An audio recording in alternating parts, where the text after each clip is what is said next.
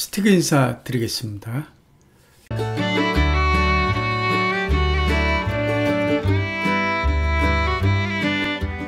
2024년 인천 부동산 10대 뉴스 말씀드리겠습니다. 어디까지나 스티그, 제가 독단적으로 10대 뉴스를 선정했습니다. 전국적인 것도 있고요. 또 인천에 국한된 것도 있습니다. 첫 번째입니다. 디딤돌 대출 규제 강화입니다. 곧 대출 규제 강화인데 왜 그럼 대출 규제를 하느냐? 금리 인하가 됨으로써 소비자의 구매 심리 지수가 올라갔는데 여기에 따라서 2026년도에 또 지선이 있지 않습니까? 그리고 윤석열 정부가 추구하는 게 부동산 시장 안정화거든요. 따라서 이 모토가 깨질 우려가 있기 때문에 급속한 집값 상승으로 인해서 결국은 민심에 대한 그런 염려 때문에 대출 규제, 손쉽게 대출 규제를 강화하는 거죠. 따라서 디딤돌 대출이 12월 2일부터 약 5,500만 원 정도 줄어듭니다. 예를 들어 6천만 원 이하 무주택자가 5억 원 이하의 집을 빌릴 때 연리 2에서 3%로 2억 5천까지 빌리는데 이제는 2억까지밖에 못 빌린다는 거죠. 따라서 내가 살 수 있는, 서민들이 살 수 있는 집에 그런 입지에서 골라서 갈 수 있는 그런 집에 그 바운더리가 한정될 수밖에 없다는 거죠. 따라서 대출 규제가 강화됐다는 건 다른 말로 말하면 상승 여력이 있다라고 얘기할 수도 있을 것 같습니다. 이게 이제 내년까지 지속된다 그러는데 그건 지켜봐야 알겠고요. 어쨌든 조금 구매 심리 지수가 낮아진 건 확실해 보입니다. 두 번째입니다. 양극화 지속입니다. 수도권 오를 때 지방은 떨어진 거죠. 그래서 서울 2.6%, 경기 0.2%, 인천이 0.6% 정도 오를 때 세종, 대구, 부산, 제주 등은 하락했습니다. 왜냐하면 수도권 집중 현상이 일어나는 거죠. 왜냐하면 그 저출산으로 인해서 인구가 감소되는데 수도권으로 인구가 집중되다 보니까 일자리를 비롯한 각종 문화시설이 수도권에 집중되어 있죠. 그러니까 부의 편중도 같이 일어나는 거죠. 그래서 앞으로 이런 그 양극화 현상은 계속 지속될 거라고 생각합니다. 세 번째입니다. 레미안 송도역 센트리폴이 흥행에 성공했습니다. 구도심인데 평당 2,300만 원이라는 그 높은 분양가격에도 불구하고 완판이 된 거죠. 그래서 부동산은 입지가 가장 최선인데 그중에서 불변의 진리는 역세권이다. 이게 통한 겁니다. 그래서 월판선, 수인분당선 또는 그 KTX 송도역까지 트리플 역세권이지 않습니까? 그래서 이런 부분들이 크게 작용했다. 그래서 12월에는 그 나머지 1블럭하고 2블럭이 분양이 예정돼 있습니다. 아마 1블럭이 완판됐기 때문에 3블럭이 완판됐기 때문에 1, 2블럭도 완판될 것으로 예상하고 있습니다.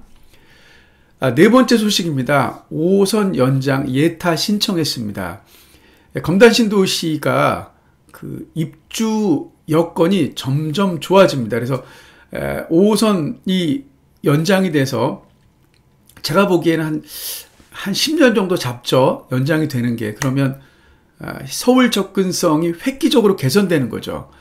결국은 제가 보기에는 송도 다음에 지금은 청라였는데 곧 검단신도시가 앞서갈 것 같고요. 그리고 청라, 영종, 루원시티 순으로 가격이 형성될 것 같습니다.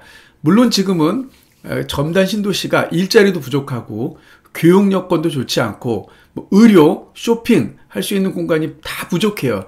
그런데 이런 호재들이 일어남으로 인해서 점점 개선될 줄 압니다. 다섯 번째 소식입니다.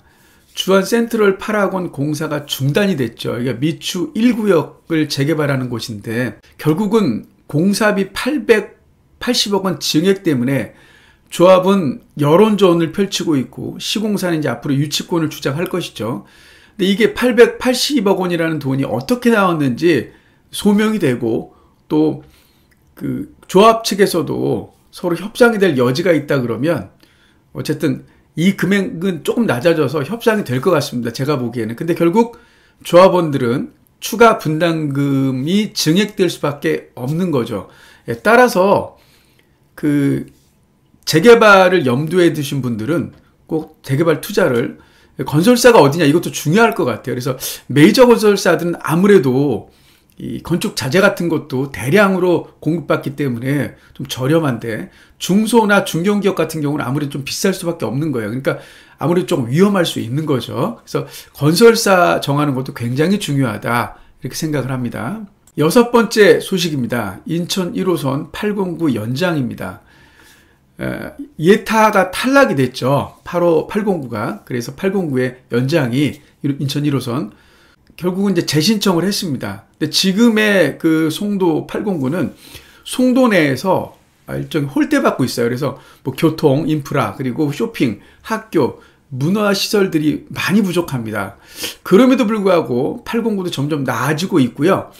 또 송도 진입 엔트리 아파트가 여기 있습니다. 그래서 다른, 물론 이제 1209는 조금 10년이 넘었잖아요. 15년, 거의 20년에 가까운데, 준신축 꼭 5년 이내, 7, 8년 이내에 준신축 아파트를 생각하시는 분들은 809에 엔트리 아파트가 있다라고 생각하시면 되고요.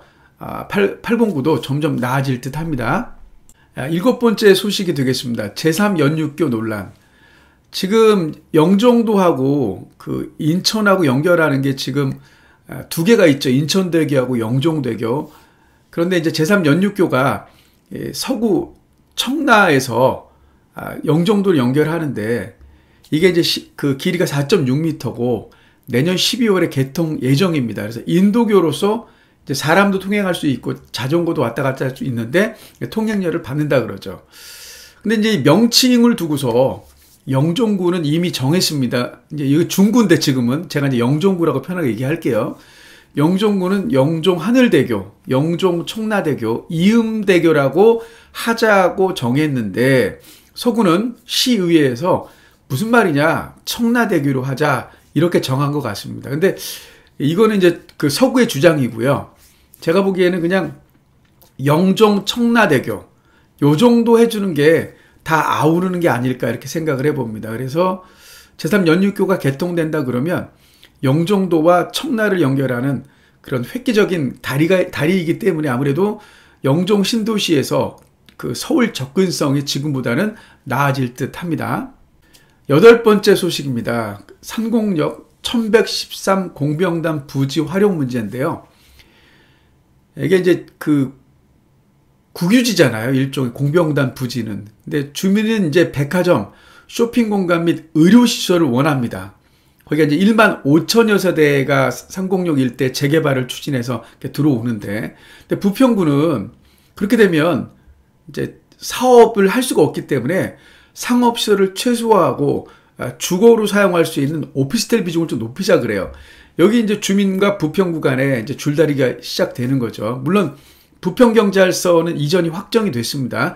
그 근처에 바로 있죠. 그래서 1113 공병단 부지 활용 문제가 처음에 관심사인데, 특히 그 구도시 많은 부평구에서는 제가 보기에도 주민도 너무 많은 요구를 하지 말고 또 부평구도 서로 양보를 해서 오피스텔 비중을 최소화하고 주민들이 원하는 백화점, 쇼핑공간, 의료시설이 확대돼서 산곡역 일대가 부평뿐만 아니라 어쩌면 신도시와 어깨를 나란히 하는 그런 구도심 주거 1번지가 됐으면 하는 바람이 있습니다.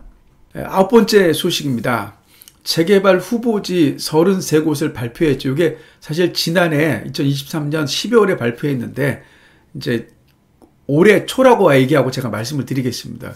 33개가 거의 뭐 대부분 역세권이고 소규모인데, 그 중에서 좀 규모가 큰 지역만 제가 세 군데 정도를 말씀드리겠습니다. 첫 번째는 이망역 서측구역이고요. 인천 1호선 계양구가 되겠습니다. 여기가 24만 제곱미터고, 9월 4동 구역 22만 제곱미터, 모래내 시장역 근처 구역의 남동구입니다. 여기가 롯데캐슬, 힐스테이트 롯데캐슬 맞은편, 옛날 9월 주공 그 재건축한 그 아파트 맞은편입니다. 여기가 22만 제곱미터고, 또 동암역하고는 약간은 거리가 있지만 그래도 동암역을 뭐 이용할 수 있는 10종 초교 주변 구역 20만 제곱미터가 되겠습니다. 그래서 33개 후보지 가운데 계양구, 남동구, 부평구에서 20만 제곱미터 이상인 곳 3곳을 말씀드렸습니다. 마지막입니다. 시티호텔 입주 및 분양입니다. 시티호텔은 총 10개 단지로 되어 있습니다. 그래서 1단지는 지난 3월에 입주했고요. 그리고 시티호텔 2단지가 부국사료 자리에 요게 제가 보기에는 500세대 미만 같은데 아마 이제 제가 보기에는 8, 9단지하고 비슷한 시기 할 것 같아요. 그리고 3단지는 12월에 입주하고요. 시티호텔 4단지는 내년 1월에 입주합니다. 그리고 시티호텔 5단지는 임대아파트인데 시공사가 푸르주오가 되겠습니다. 그리고 시티호텔 6단지는 분양이 완료됐고 얼마 전에 무수인 청약이 있었습니다. 제가 보기에는 얼마 남지 않았습니다. 시티호텔 7단지가 요게 이제 6단지가 마무리돼야 되잖아요. 그래서 제가 보기에는 내년 한 1월 정도에 분양 공고가 나지 않을까 이렇게 생각을 해보고요. 규모 면에서도 한 1600세대 정도 되지 않을까 생각합니다. 그게 끝나면 아마 3월이나 5월 정도에 8단지, 그 뒤에 9단지, 8, 9단지를 같이 할 수도 있고 아니면 따로 할 수도 있죠. 그리고 임대아파트가 6단지 옆에 또 10단지 임대아파트가 있습니다. 그래서 총 1만 한 5천여 세대가 입주하는 곳이 시티호텔이다 이렇게 말씀을 드리겠습니다. 여기까지 이제 제가 인천부동산 24년 10대 뉴스 말씀드렸는데요. 내년이 뱀띠입니다. 뱀의 해. 그래서 내년에 1만 명 달성이 되면 그때부터 제가 라이브 방송을 하겠고요. 어쨌든 여러분의 구독과 좋아요가 스티그가 더 좋은 영상을 만드는 데 큰 도움이 됩니다. 여기까지 스티그였습니다. 감사합니다.